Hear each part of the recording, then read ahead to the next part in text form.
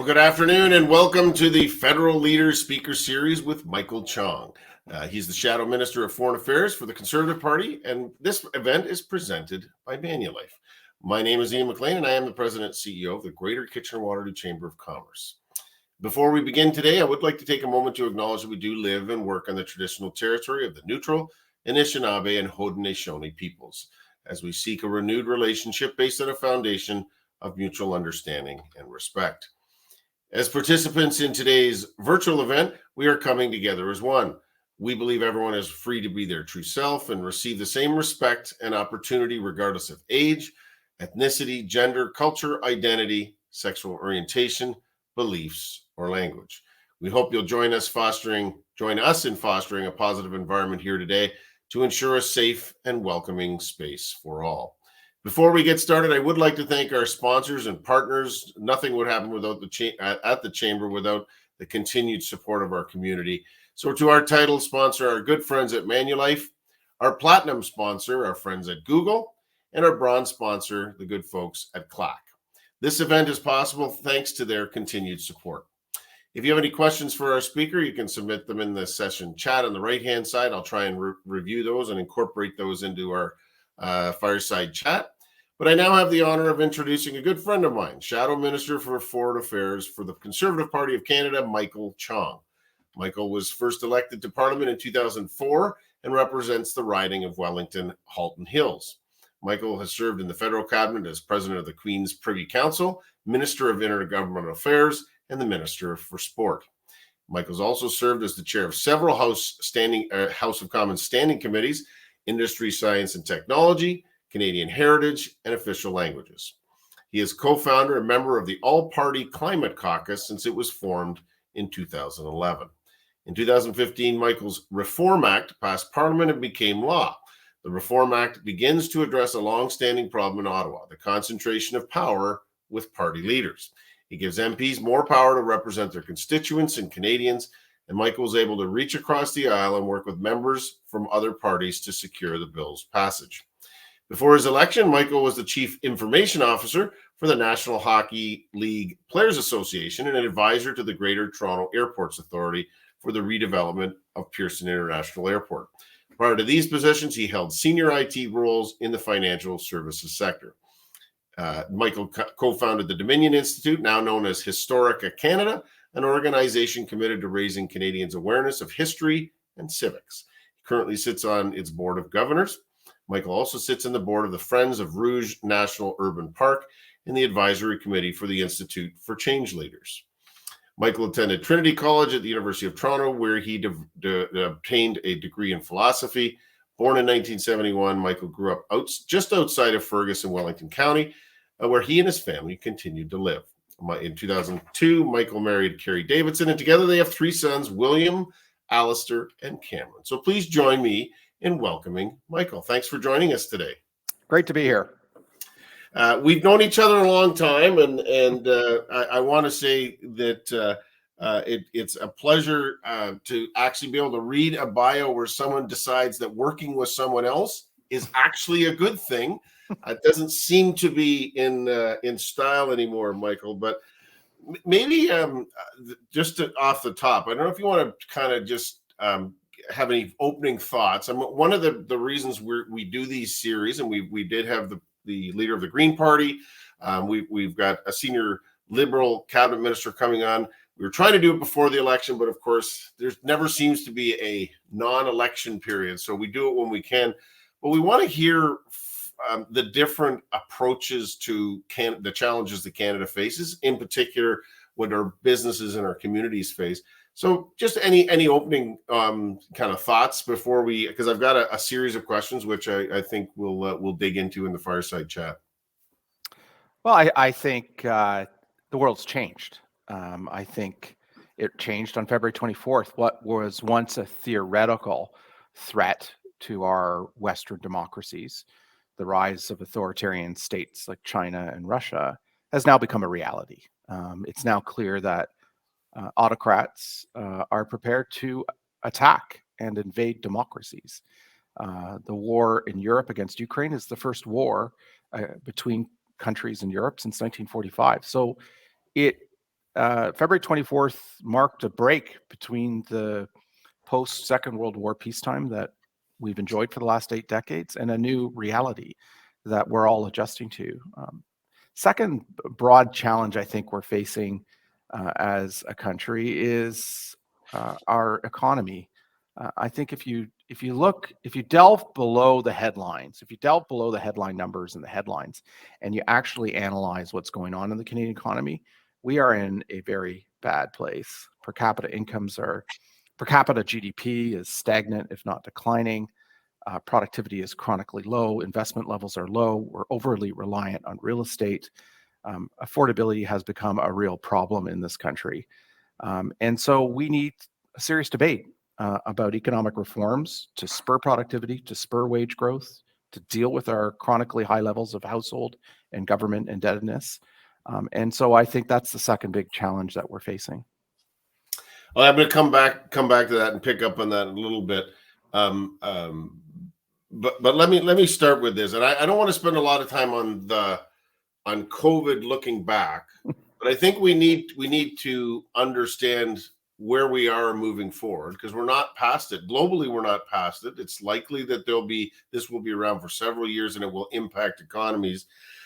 I think one of the things our group, and Greg DeRocher at the Cambridge Chamber, and Tony Lamantia at Waterloo Economic Development Corp, and Chris Albinson at Communitech, we talk frequently about the fact that we never learned the lessons from SARS, because we did a big report on SARS and how that impacted us, and then promptly put it on a shelf, and we're not prepared for the series of smaller things like Ebola, et cetera, that came before COVID.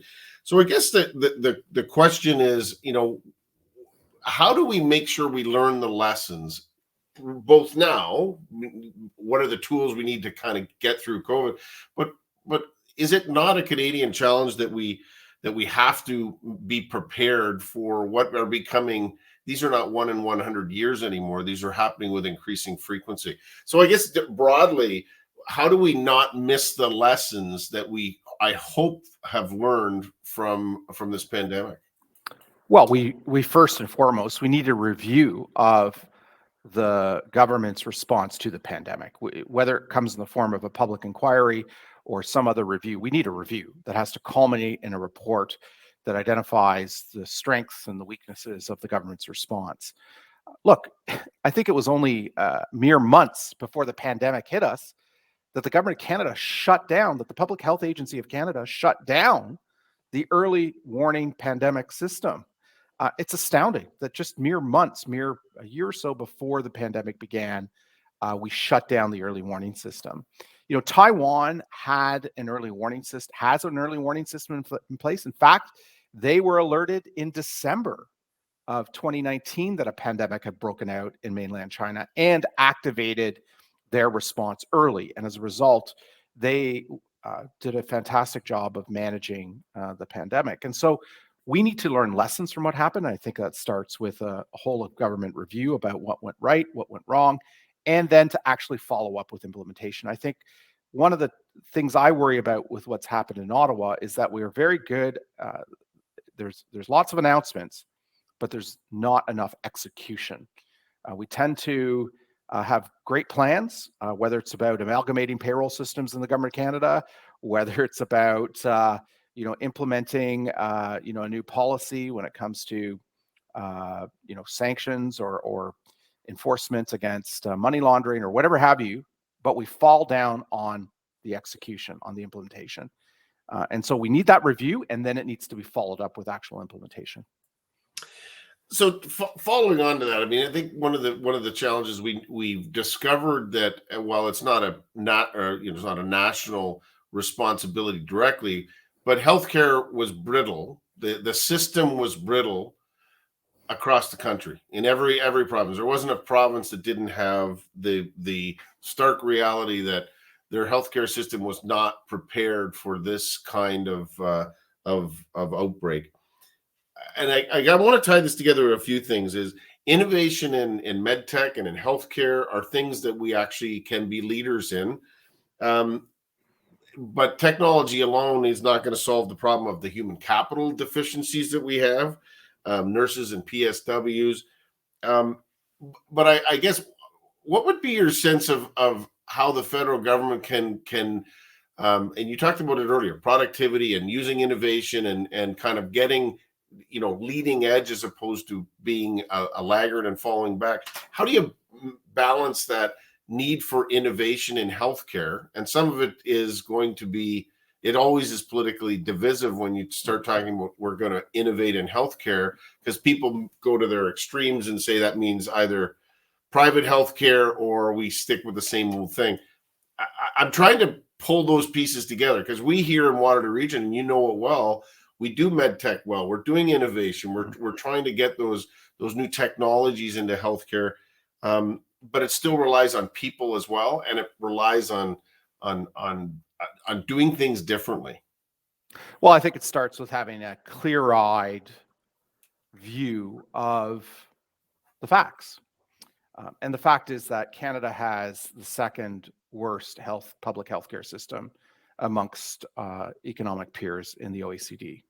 So, for example, if you look at the Commonwealth Fund's analysis of healthcare systems amongst leading OECD countries, Canada ranks second to last.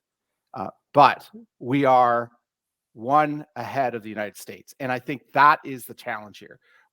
When we compare our public healthcare system against that of the United States, we look great. And so what we need to do to be clear-eyed about our healthcare system is not to look to the United States as a comparator, but rather to Europe.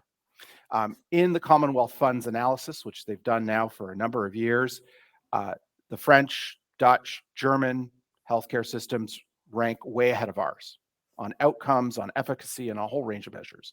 So the first thing we need to do is to be clear-eyed about our healthcare system and to look to other countries that do a much better job of delivering healthcare. And when you look at those other countries in Europe on the delivery of public healthcare, what you see is that they allow for much greater innovation in the delivery of public health services. And so I think the governments here in this country need to do the same thing. They need to look to Europe, to look at the different models of public healthcare delivery there and see what they are doing so that we don't have to reinvent the wheel here to innovate and to create a better healthcare system. And the federal government's role, I think, in all of this is to ensure that it gives the provinces the autonomy and the latitude to innovate, to try new things, to deliver healthcare, public healthcare in a better way. It's one of the wonders it's one of the potential benefits of a federation. You don't have to implement innovation all at once across 37 million people. You can have a single province that decides to try something out. If it doesn't work, try something different before it becomes a practice in other provinces. And so the federal government's role, I think, is to not only provide that partner funding, but it's also to allow provinces, to encourage provinces to take a look at innovation and new ways, new processes of delivering healthcare. Just following on that, I think what we've heard, and I mean the last federal budget, and I didn't have a specific question about that, but what astounded me about it was there was some talk, and I was pretty surprised that the media let them get away with saying it was actually better, less deficits, and than what they had projected. But I guess the concern that we have, Greg and I and the folks in the business community are saying we need new investments. So as an example in healthcare, but there was no acknowledgement that the federal government's going to be asked for tens of billions of dollars a year by the provinces because we have needs in healthcare. Nor was there a sense that things like pharmacare, which are not included. So you've got big expenditures, and then the things that they say are priorities are not being accounted for. It's I guess you're hopeful that the Conservatives will be the new government in whenever the new election is, 3 years from now or 2 or whatever. You're going to be asked for additional revenues. How do you strike that balance between being asked for money with no strings but also encouraging and incenting that innovation that I think most people would say doing something different and getting a better result is what's needed right now.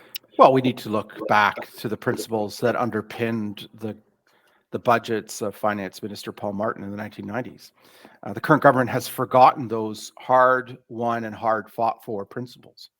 Those principles were clear. They were articulated in Mr. Martin's 1995 and 1996 budgets. He laid them out.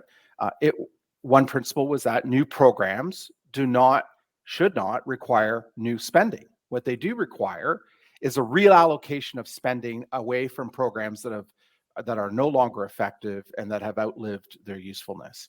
And those are tough decisions. Those are not easy decisions. It's always easy to introduce a new program and then to go into deficit financing to fund that program. It's much more difficult to say we have a need in this country for a new program to address a certain shortfall, whether it's in the delivery of public services or another area where there's a shortfall, and we're going to reallocate that from the existing spending envelope by shutting down programs. That's a much more difficult thing to do, but it is the reason for the success of the budgets of the 1990s that underpinned the prosperity of the 1990s. The second principle we have forgotten is that governments need to balance their books and need to keep spending under control and need to make sure that we return to budget balance. We've forgotten that lesson. In fact, it's incredible. The current budget announces $58 billion in additional spending. That comes on top of additional spending that was announced in last fall's economic and fiscal update. And that comes on top of spending that was announced in the budget before this current one. So when you add up those three envelopes of additional spending, the government of Canada is now spending fully $70 billion a year more than it did before the pandemic hit in 2019. That's more than 3% of GDP.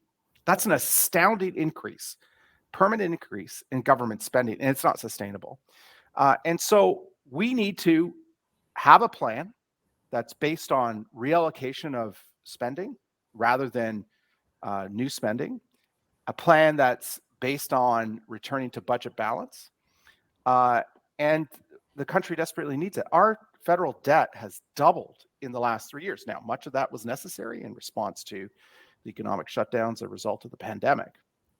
But we now need to say we can't continue down this path of deficit financing because at some point, interest rates are going to go up, and we could very well find ourselves in a situation where we're spending ever increasing amounts of money just to service the federal debt, which now stands at $1.2 trillion. So the government needs to put in place a plan based on the principles of the 1990s, and that's my strong view. The second quick point I'll make is this. We also need economic reforms that are going to spur productivity growth. And one of the biggest economic reforms that's desperately needed in this country is tax reform. We need a complete overhaul of our personal, corporate, and sales tax systems in this country, a la Carter Commission of the early 1970s, a la Brian Mulroney's government's economic tax reforms of 1986-87, because our system has become unwieldy and is actually a huge drag now on productivity growth. Well, you just stole the next question I was coming to, because it has been a long-standing thing for the Canadian Chamber of Commerce and, frankly, the Ontario Chamber and local chambers saying tax reform is absolutely desperately needed, both on corporate and business taxes and ancillary taxes, consumption taxes.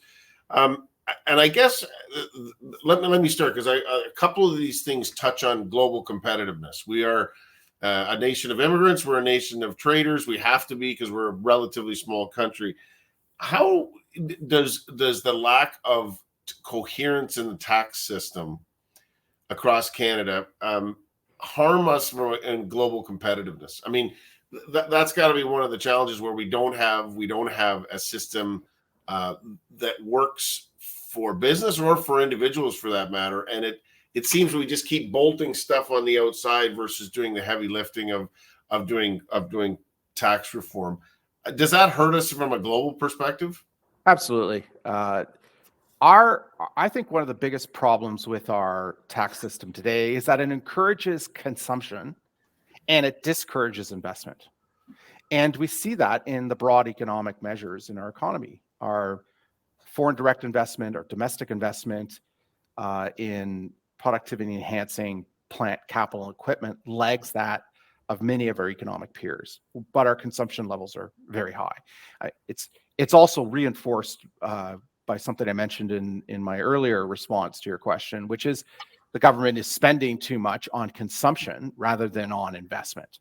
And this is something that former Governor of the Bank of Canada, David Dodge, has pointed out, and others have pointed out, that we are skewing things, whether it's on the spending side, whether it's on our tax system, towards encouraging consumption rather than encouraging investment. And in many cases, we actually discourage investment. So tax reform needs to encourage investment in SMEs, investment by large companies, investment by investors, whether they be foreign or domestic.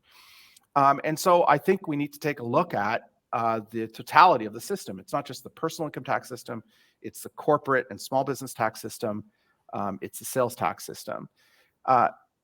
We need to get this done, and this shouldn't be a Herculean task. Many other of our economic peers have done this already. For example, the United Kingdom reformed their corporate income tax system several years ago. They had two separate systems, one for small businesses, one for large corporations. They combined it into a single system, and they reduced the overall corporate rate. And so they are now economically competitive when it comes to the corporate income tax rate. We are no longer. We once were, but countries are now continuing to make their corporate systems more competitive. And as a result, they're attracting more investment. On the personal income tax side, up till 1986, we had 10 federal income tax brackets. 10. The Mulroney government said, look, this is too unwieldy, too inefficient. We're going to collapse it to 3. Mm-hmm. And for the better part of 20 years, we had 3 brackets. Well, now we're up to 5, and the rates keep going up. It's a disincentive. It's one of the most regressive forms of taxation out there because it disincentivizes work. It disincentivizes people from contributing to the economy. And this is particularly important as our workforce continues to shrink.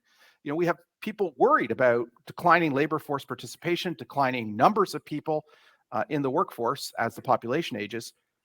We need to incent people to continue to stay in the workforce. But we're doing the opposite.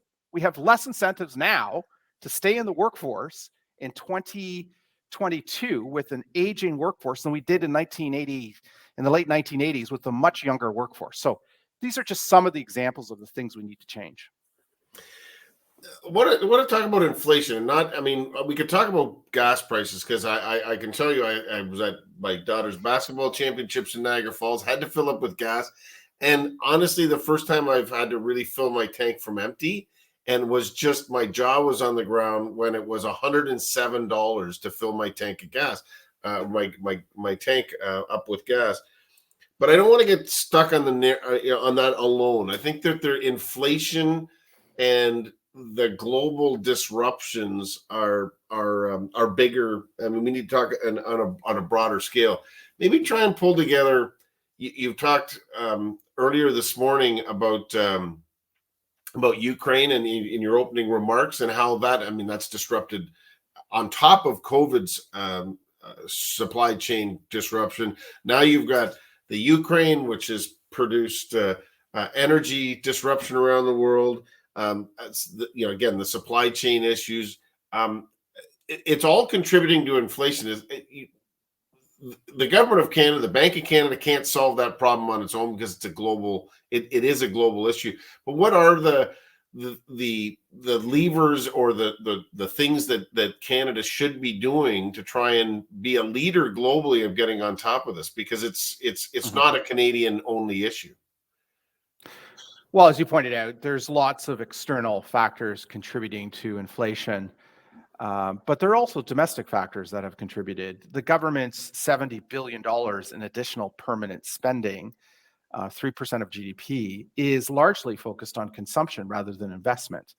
And so I think that has contributed to inflation, as David Dodge and others have pointed out. So the government needs to move away from spending on consumption towards spending on investment. And I think that will have a dampening effect on inflation. I think the other area in which we can play a significant role in trying to tamp down inflation is to produce the energy the world needs. Canada is the 5th largest natural gas producer in the world. We're the 4th largest oil producer in the world. And a large component of inflation has been the skyrocketing price of energy in the last 2 years. And so we can help dampen that aspect of inflation, both here and abroad, by helping contribute, by helping produce more of the energy that the world needs. And in doing so, by the way, we don't only help ourselves economically with oil and gas. The oil and gas sector contributes 10% of our economic output every year, and an even greater chunk of our foreign exports. We not only contribute to our economic growth, particularly important as the economy here and abroad starts to slow, we also can contribute to the defense and security of Europe. As everyone knows, Russia supplies 40% of Europe's natural gas. And the Europeans are desperate to get off that natural gas for the fact that every single day since this war has begun, because Europe buys that natural gas to fuel its industry, to heat homes, to produce fertilizer, they are transferring up to $1 billion a day to Russia to pay for that gas. That funds the Putin war machine, and they are desperate to stop funding it. And so they need another source of gas. Well, Canada is the world's 5th largest producer of natural gas, could displace Russian gas in Western Europe. But in order to do that, the government needs to reform the regulatory approval process here, give greater certainty to private sector companies like Enbridge and TransCanada Pipelines, so that they can actually make the billions of dollars of investment of their own capital to see this become a reality. And finally, I might add, if we do that, we actually can contribute to our environmental goals. The reality is this: coal-fired electrical generation plants produce double the emissions per kilowatt hour produced compared to a natural gas-fired plant. Europe still relies on coal to produce its electricity because they don't have enough gas. And so by exporting Canadian natural gas to Europe, we can not only displace Russian natural gas, we can also help Europeans wean themselves off of coal and help reduce global emissions. That's mind-boggling that Europe is still using that much coal. It brings me to, and you've alluded to getting our energy to market, and I think one of the things that strikes me is people paint themselves into, I'm either an environmentalist that we're going to reduce greenhouse gas emissions, or I believe that we should actually be able to turn on the lights and have power, have energy to turn on the lights or fuel industry. And the reality is that there's between the two extremes of reducing and protecting the environment and actually having to live life and support ourselves, there's time in between. But it leads to Canada's developing, and I think this is what I hear from business organizations around the world, certainly the Canadian Chamber. We're getting a reputation as a country that can't do big things, that we can't make big decisions. There's not only are there internal trade restrictions, or you don't even have true free trade amongst the provinces, but even getting big, as an example, pipelines is one example. I think you referenced earlier today LNG terminals to get our product to market. What are the things that are restricting us from doing those big infrastructure projects, which are going to be so crucial to not only the short term that you've described in terms of getting the products that we have to market, but help with those bigger, longer term things like climate protection and getting on top of the climate crisis? Well, at the end of the day, it takes leadership, political leadership. It takes political leaders in this country to undertake the heavy lifting to clear the regulatory hurdles, so that we can grow our economy, so we can so we can add to productivity growth, so we can create more jobs and wage growth for Canadian workers. I'll give you one example before I get into the energy question. There's a company in Wellington County. It's a meat processing. It's a meat company. They produce meat products. They're called Abate Packers. They want to sell their products in other provinces. They can't. They cannot. Even though they produce products for sale on Ontario grocery shelves, they can't sell those same products in other provinces because of the regulatory issues. And so we've been working with them to try to clear these regulatory hurdles, so that a package of meat that they make for Loblaws or for Zehrs or for Walmart here in Ontario can also be sold in those stores in other provinces. I mean, surely in 2022, selling products into Quebec or Manitoba shouldn't require the kind of export hurdles that we're currently seeing. So we need federal leadership to take down these interprovincial trade barriers, to use a robust interpretation of federal powers to say this is ridiculous, that it's easier for us to export from a province to another country than it is to export within our own country. And so, we as an opposition have been fighting this fight on a range of issues, whether it's wine produced in British Columbia or beer produced in another province, or meat packing products, meat products here in Ontario. So we need leadership to get this done. We've been talking about this for decades. Nothing ever seems to happen, and we're losing opportunity. That's what's happening because of a lack of leadership on this. When it comes to oil and gas, again, we need leadership. We need leadership to clear the regulatory hurdles so that private sector companies can invest the tens of billions of dollars necessary to get these energy projects built. I believe in the transition to a non-emitting, fossil-free future, but I think there are too many people who believe that we can make that leap in a much shorter time frame than is physically possible. I think that the reality is that it is going to take longer than many people assume to go from our current energy system to a non-emitting energy future. And in that transition, we need to have a plan to transition off of the most polluting fossil fuels like coal and oil to less polluting fossil fuels like natural gas. And that is a physical reality that we're going to have to face. Look, I'll finish by giving you one little example. The government recently announced a 60% mandate by 2030 for passenger cars and light trucks in Canada. So the top line headlines say, by 2030, 60% of all passenger cars and light trucks sold in Canada have to be battery electric vehicles. Yeah. And so we come away feeling really good about this, right? Oh, 60%, that's great. And most people think, well, that's 60% of all vehicles on the road will be battery electric vehicles by 2030. No. That's not what that means. What that means is that 60% of vehicles sold in 2030 will be battery electric vehicles. When you realize that the fleet only turns over at about 5% a year, and you look at the current mandate, which is much lower, and you work your way to 2030, you get to a number of maybe 15%, maybe at the top end, 15% of all vehicles, all cars and trucks driven in Canada by 2030 will be battery electric vehicles, right? We are still going to have 85% of the fleet in 2030 in Canada be internal combustion engine vehicles. 85% of the fleet. And that is based on very optimistic assumptions about a massive increase in battery electric vehicle production, which many people say is overly optimistic because of a lack of copper, cobalt, lithium, and other metals and minerals needed to produce these vehicles. So the reality is, even on the current very optimistic plans, that we are going to be using fossil fuels well into the 2030s and 2040s. And we have to acknowledge that fact.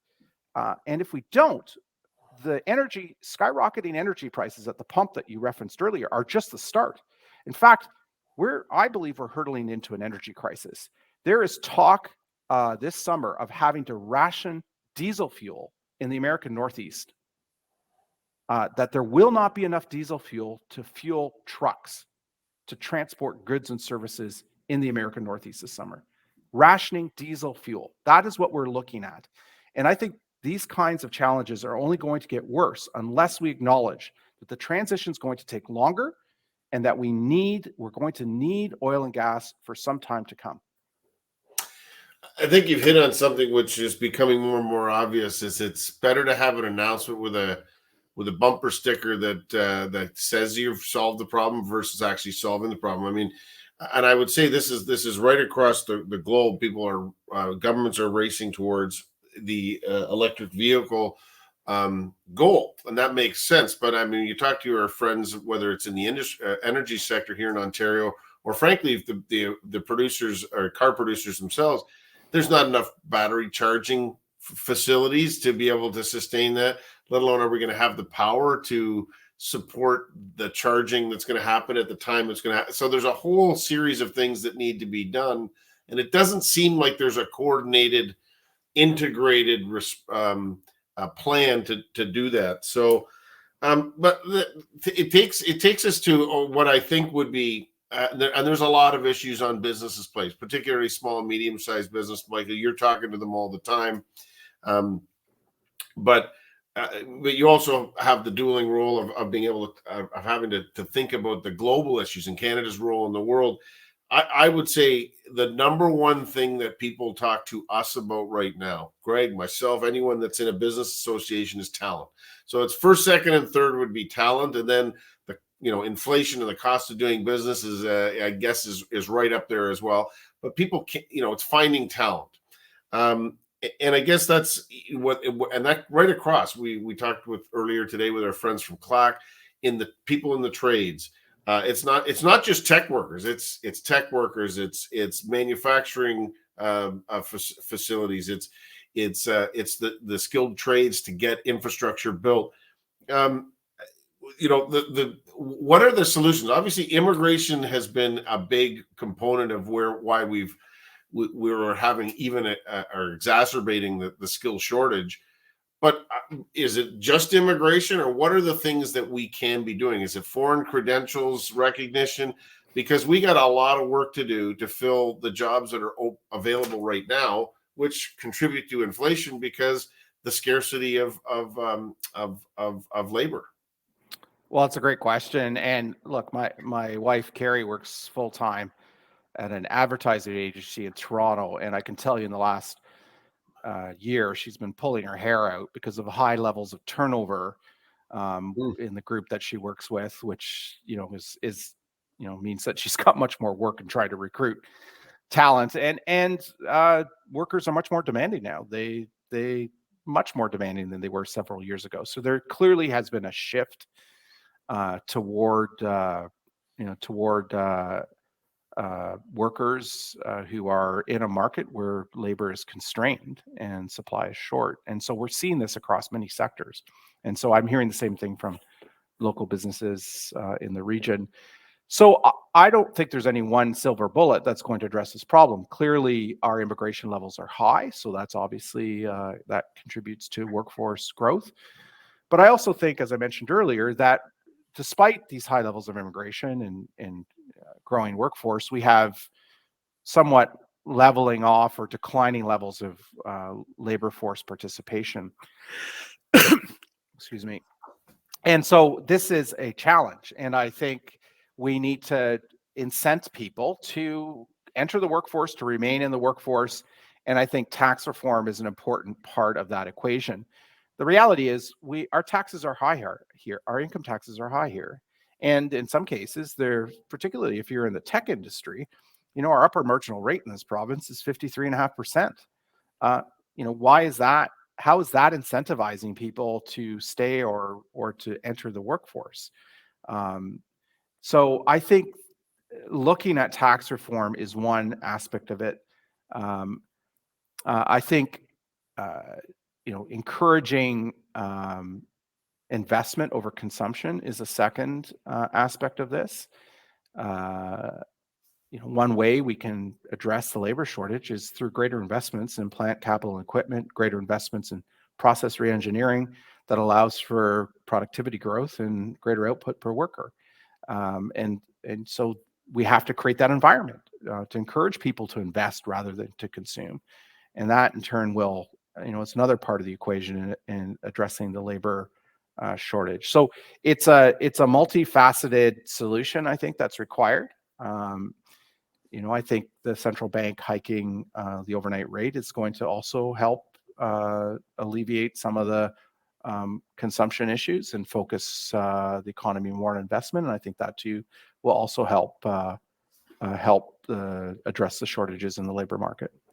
Let me just go back to immigration, and I think this is one of the issues of what type of immigration should we be seeking, because we had 2 years which virtually no immigration, obviously through COVID, which has exacerbated the problem, is because as we know here in Waterloo Region, and I chair the working group of the Immigration Partnership of Waterloo Region.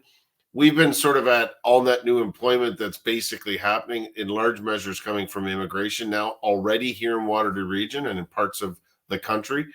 But what type of, do we have to reform the immigration system so that we're getting, I guess, for lack of a better term, looking for more economic immigrants so that we're bringing in talent that's ready to take the jobs that are here right now?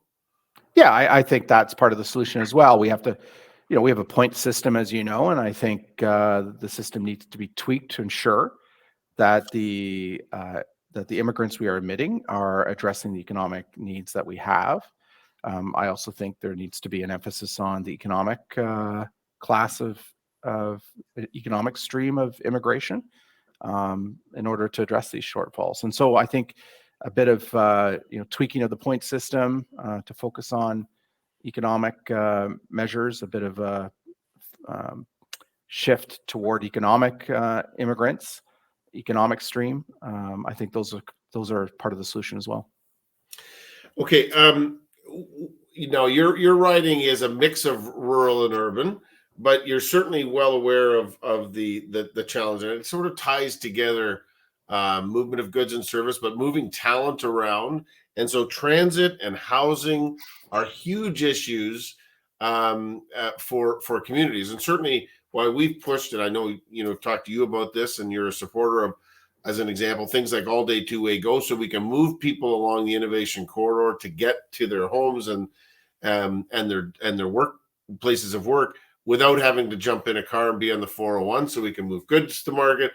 But I wanted to kind of just get your sense of building that kind of infrastructure and capacity in urban Canada is not just here in Waterloo Region, although I would like you to comment on that, but it's important across the country so that we, to maintain our global competitiveness, because that's where a huge chunk of the jobs of the future are going to come, is more in many of those urban markets. Well, it's a great question. We talked about low levels of productivity growth. We talked about wasted productivity. We talked about how that might be addressed through tax reform, through a focus on consumption, a focus on investment rather than consumption, a number of other measures. But a component of our low productivity is the time wasted commuting. The GTA now has some of the worst commuting times in North America. And we still don't have the solution to this problem down pat.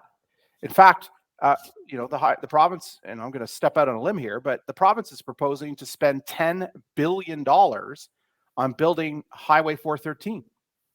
This is the wrong approach. Listen, if building new highways was a solution to congestion, was a solution to traffic jams, Los Angeles would have fixed its problems decades ago. Okay. Los Angeles built highway after highway after highway to try to alleviate traffic congestion, and it never worked, and it never will. Cities that have invested in transit, rapid transit, have fixed the problem. And frankly, it's ridiculous that it's easier to get around a more dense city like Hong Kong than it is to get around the GTA. It's easier for me to fly between the region and Montreal or Ottawa than it is for me to get from Waterloo Region to Scarborough, at a 4 p.m. on a Thursday afternoon. we desperately need to invest in transit and not expanding our highway system. Look, I'll get on another limb here.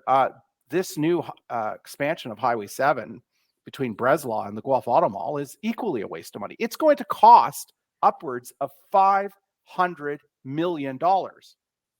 And you know what? To save like 3 or 4 minutes on a commute. That's it. It's a 9-kilometer stretch of highway. I take it all the time. And for the province to spend $500 million just to build, a divided highway for that 9-kilometer section to save literally 3 or 4 minutes for about 3 hours a day is a complete waste of money. We can't afford to spend money this way. We need to be investing in two-way transit and electrification of transit so it becomes more quick. Look, the GO system right now in the GTA runs at an average speed of 55 kilometers an hour. Why would anyone take that system? It's much easier. It's just as slow as getting in a car on in a congested traffic jam. So that's why we don't see efficient rapid transit. What do we need to do to get that average speed up to 80 or 90 kilometers an hour? Well, it requires two-way service. It requires electrification. It requires signaling and track upgrades and all those kinds of things so that people actually want to take it because it's actually faster and more convenient than a car. And so that requires billions of dollars in investment. And that's why governments have to make tough choices. Do we spend $10 billion on a new 413 highway? Do we spend $500 million just for a 9-kilometer stretch ripping through farmland to save 3 minutes? Or do we take those precious public dollars and electrify systems like the GO system so that we can increase average speeds to 90 plus kilometers an hour to actually incent people to take it? That's what large city regions around the world have done. It's something that we need to do here in Ontario, and the federal government needs to be a partner in all of this. And if we don't get it right, we're just going to end up losing more productivity, losing more growth to other city regions that are more competitive. If you want to attract human capital, people want to live in a city, in a region where the quality of life is high. And one of the worst determinants of quality of life is sitting in traffic for 3 hours a day. Nobody wants to move to a city region like that.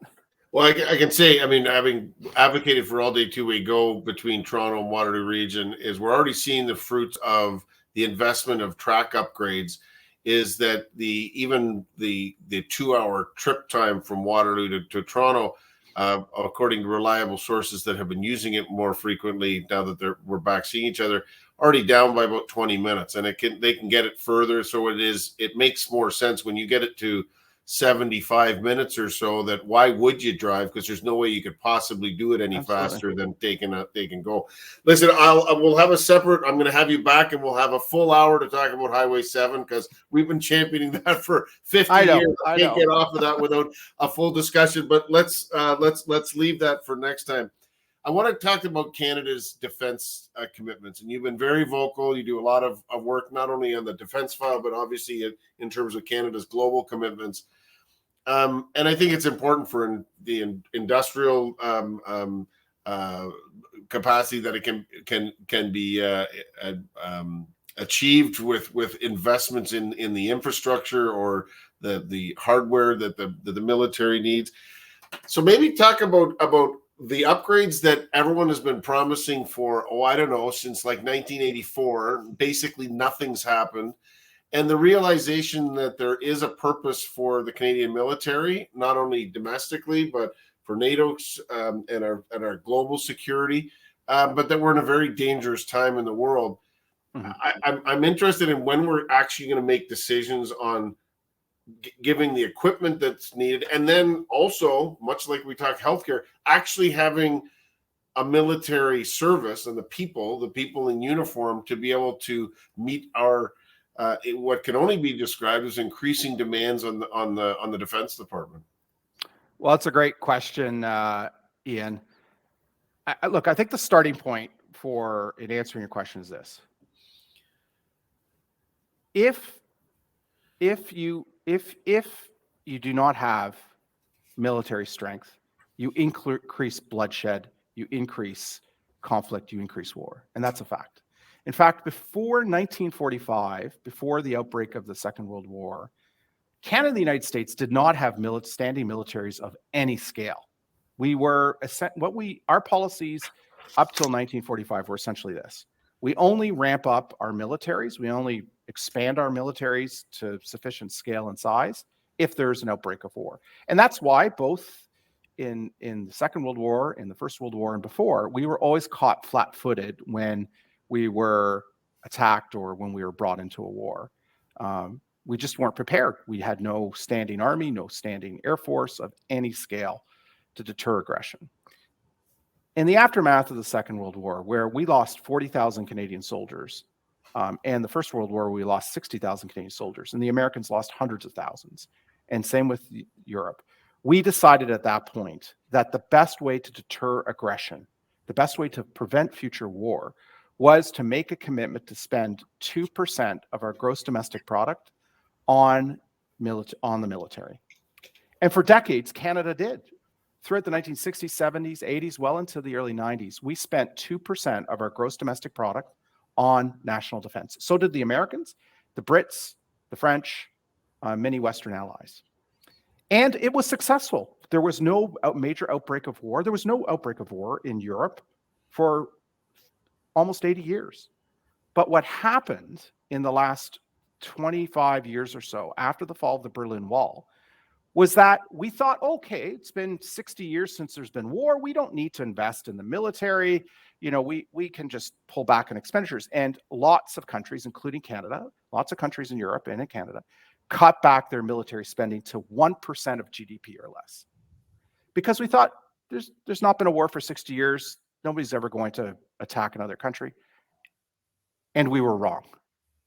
And we see what's happened on February 24th with Russia attacking Ukraine. One of the reasons why Russia attacked Ukraine is because they didn't think the West had the backbone to stand up to military aggression. And so now we're trying to play catch up. And this government still hasn't made the 2% commitment in the most recent budget. The Germans have, the French have, the Brits have, the Americans have. Most of our Western European allies have either met or exceeded the commitment and are spending right now to make sure that we strengthen our militaries to deter further aggression. Canada has not. And in fact, on the latest data from NATO, we're the 25th out of 29 NATO members for defense spending on a per capita basis, on a pro rata basis. And that's unacceptable for a country that should really be pulling its fair share of the weight. So we desperately need investments. We should have bought the F-35 a long time ago. We need investments in the Arctic. We need to renew the NORAD early warning system. Russia is a threat in our north. They're claiming the Arctic territorial waters right up to the 12 nautical miles of our country. They have 40 icebreakers in the north. We do not yet have one that's capable of operating year-round. We have no deep water ports up there to service our Navy. Our submarines will be needing replacement in the next decade, and a range of other factors that we need. And most importantly, we're down 15,000 soldiers in the Canadian Armed Forces. We have not been able to maintain combat strength. And so we need desperately to realize that the world has changed, that the government needs to up defense investments, and that those are difficult decisions about reallocation of spending. But I think it's necessary because nothing is more important than the safety and security of this country. I wish we could keep going, Michael, but I'm being told by usually reliable sources that I have to end this. So, listen, love to have you back anytime. You're always welcome, and you're always generous with your time. I will put a plug in. I'm gonna try and book you so you can come on and talk about Highway 7 and the Conservative Party leadership race with Greg and I on Business to Business. But that's a separate conversation. But we'd love to have you on there to catch up on those issues as well. Thanks so much for joining us today. Thanks for having me. Listen, we are all out of time, but I want to thank Michael so much for his time and attention, and always willing to be generous with his time for us here in Waterloo Region. Thanks once again to our sponsors, Manulife, Google, and Clack for your support. And of course, a special thank you to all of you for attending today and your continued support in making these events possible. As a reminder, we have one last candidate forum happening today at 2:30, and that's the Kitchener South Hespeler riding. All details and registration can be found on our website at greaterkwchamber.com. Thanks so much for joining us today, and have a great day.